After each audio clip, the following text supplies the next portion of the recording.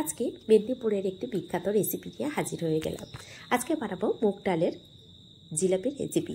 আর জিলাপিটা ভীষণ রসালো হয় আর খুব সহজে বানানো যায়। তাহলে স্কিপ না করে সম্পূর্ণটা দেখার অনুরোধ রইল। আর যারা আমার চ্যানেলে নতুন বন্ধু তাদের কাছে অনুরোধ রইল, প্লিজ চ্যানেলটিকে সাবস্ক্রাইব করে পাশে থাকা বেল আইকনটি প্রেস করে রাখবেন। যখনই কোনো নিত্য নতুন রেসিপি আপলোড করব সবার আগে পৌঁছে যাবে আপনার কাছে। আর জিলিপিটা আমার হাতে রয়েছে, দেখেই বুঝতে পারছেন কতটা রসালো হয়েছে। তাহলে চলুন কীভাবে বানিয়েছি সেটা দেখা যাক। এখানে আমি 200 গ্রাম মুগ ডাল নিয়েছি আর মুগ ডালটাকে আগে থেকে ভিজিয়ে রেখেছিলাম। আর এই মুগ ডালটা যত সময় ধরে ভেজানো হবে ব্যাটারটা খুব স্মুথ হবে, সেই জন্য মিনিমাম 2 ঘন্টা ভিজিয়ে রাখতে হবে। আর যদি হাতে বেশি সময় থাকে না, সেক্ষেত্রে 3 থেকে 4 ঘন্টা ভিজিয়ে রাখতে পারেন। এখন আমি সম্পূর্ণ মুগ ডালটাকে আগে থেকে ভালো করে ধুয়ে রেখেছিলাম। এখন বোল থেকে নিয়ে একটা মিক্সি জারের মধ্যে দিয়ে দিলাম। আর মিক্সি জারের মধ্যে দেওয়ার সময় দেখতে পেলেন সামান্য একটু জল গেছে। জলটাকে আমি কিন্তু একদম ছড়িয়ে নেব, না হলে ব্যাটারটা একদম পাতলা হয়ে যাবে। জলটা ঝরিয়ে নিয়েই দিতে হবে। তো যখন আমি দিচ্ছিলাম তখন সামান্য একটু জল ছিল, বুঝে উঠতে পারিনি, সেজন্য জলটাকে আমি আলাদা করে ছড়িয়ে নিয়ে তবে ব্যাটারটাকে রেডি করলাম। তো দেখুন পিসটা কতটা স্মুথ হয়েছে। এখন একটা বোলের মধ্যে ঢেলে নেব সম্পূর্ণ পেস্ট বা ব্যাটার। তখন এটাকে ঢেলে নিয়ে এর মধ্যে কিছু উপকরণ মেশাবো। তো প্রথমে আমি 3টে এলাচ নিয়েছিলাম। 3টে এলাচের ভিতরে যে অংশটা থাকে সেটাকে সামান্য একটু চিনি দিয়ে ভালো করে গুঁড়ো করে নিয়েছিলাম, সেটাকে দিয়ে দেব।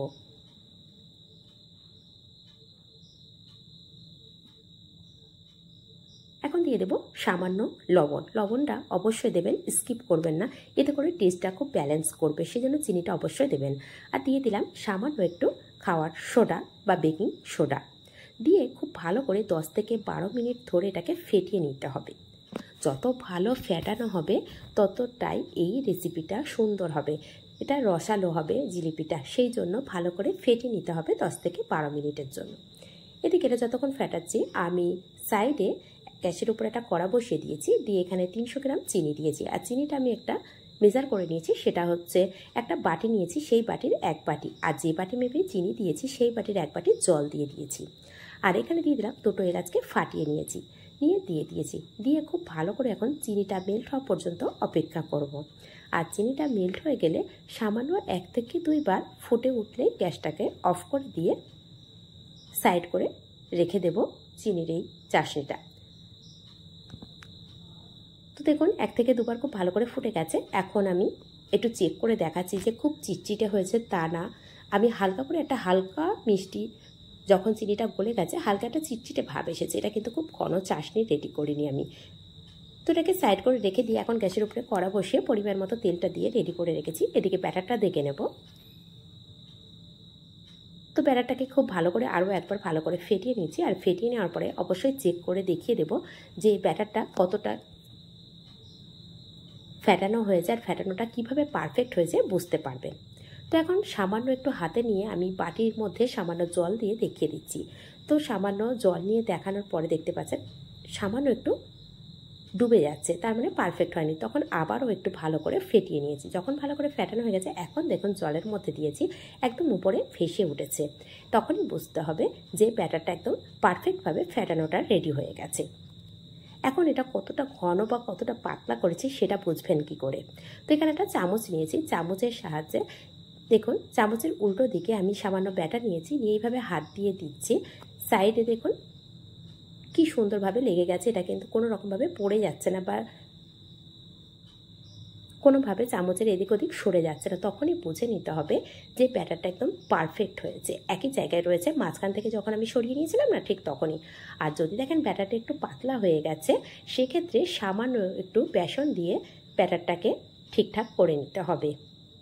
এখন সামান্য ব্যাটার নিয়ে আমি এখানে জিলিপিটা রেডি করব। তার জন্য এখানে একটা প্যাকেট নিয়েছি, টক দইয়ের প্যাকেট ছিল হাতের কাছে, সেটা দিয়েই জিলিপিটা রেডি করে নেব। তো এখন দেওয়ার পরে প্যাকেটের মধ্যে ভরে নিয়েছি, এখন সামান্য একটু কেটে নেব। আর এই জিলিপিটা একটু মোটা হয়, সেজন্য প্যাকেটের ছিদ্রটা একটু বড় করেই আমি কেটে নিয়েছি। জিলিপি যেমন সরু সরু হয়, তার থেকে একটু মোটা ধরনেরই হয় এই জিলাপিটা। তো এখন এইভাবে দিয়ে দিলাম। আর তেলের টেম্পারেচারটা অবশ্যই মিডিয়ামে রাখতে হবে, খুব বেশি তেল যেন গরম না হয়ে যায়, এতে করে জিলিপিটা না ভালো করে ভাজা হবে না। সেই জন্য তেলটা মিডিয়াম গরম থাকবে, সেই পর্যায়ে কিন্তু জিলিপিগুলো দিতে হবে, এতে করে ভাজাটা খুব ভালো হবে। কারণ এই জিলিপিগুলো না হালকা ব্রাউন কালার হয় বা সাদা সাদা হয়, খুব বেশি কালার আসে না, সেই জন্য ভিতর থেকে ভাজা হবে যাতে, সেই জন্য মিডিয়াম ফ্লেমেই ভাজাটা করে নিতে হবে। হালকা যখন দুই সাইড কালার হয়ে যাবে না, এইভাবে তুলে নিতে হবে। আর তুলে নিয়ে চাশনির মধ্যে দিয়ে দিতে হবে। আর অবশ্যই খেয়াল রাখতে হবে চাশনিটা যেন গরম থাকে। তো চাশনিটা কিন্তু আমার ঠান্ডা হয়ে গেছে, সেটা দেখেই বুঝতে পারছেন, আমি হাত দিয়ে চেক করে দেখিয়ে দিচ্ছি। এখন আমি সমস্ত গরম গরম জিলিপিগুলো দিয়ে দেব। আর জিলিপিগুলো দেওয়ার পরে গ্যাসের ফ্লেমটাকে অন করে আমি একবার ভালো করে একটু ফুটিয়ে নেব। ফুটিয়ে নিয়ে রাখলে কি হবে, জিলিপির ভিতরে একদম রসটা খুব ভালো করে যাবে। আর এটা মিনিমাম 2 থেকে আড়াই ঘন্টা এইভাবে চাশনি বা শিরার মধ্যে রেখে দিতে হবে। রেখে দিলে খুব সুন্দরভাবে ফুলে যাবে আর জিলিপির মধ্যে রসটা চলে যাবে। তখন জিলিপিটা এতটাই সফট হবে, খেতেও ভীষণ টেস্টি হবে।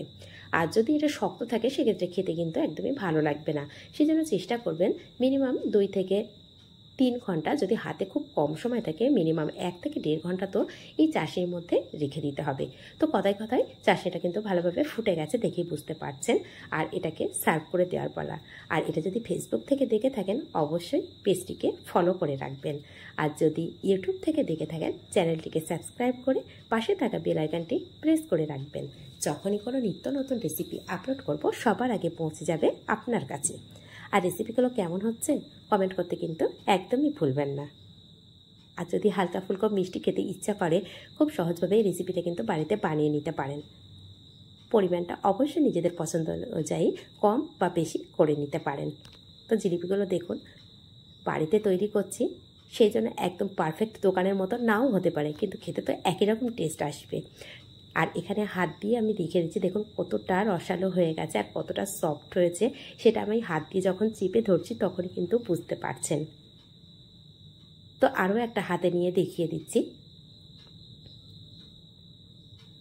দেখুন কত সুন্দর সফট হয়েছে, কতটা রসালো হয়েছে, তাহলে বুঝতে পারছেন যে জিলিপিটা কতটা পারফেক্ট হয়েছে। আর এই জিলিপিগুলো না একটু মোটা মোটা হয়, সেই জন্য চেষ্টা করবেন একটু মোটা করে বানানো, এতে করে রসালো হয়, তখনই খেতে টেস্ট লাগবে। একবার হলেও বাড়িতে কিন্তু এইভাবে বানিয়ে দেখতে পারেন। আর যদি এইভাবে বানান অবশ্যই কমেন্ট করতে ভুলবেন না, আর নিজেদের মানুষের কাছে শেয়ার করতেও ভুলবেন না। আজ এই পর্যন্ত।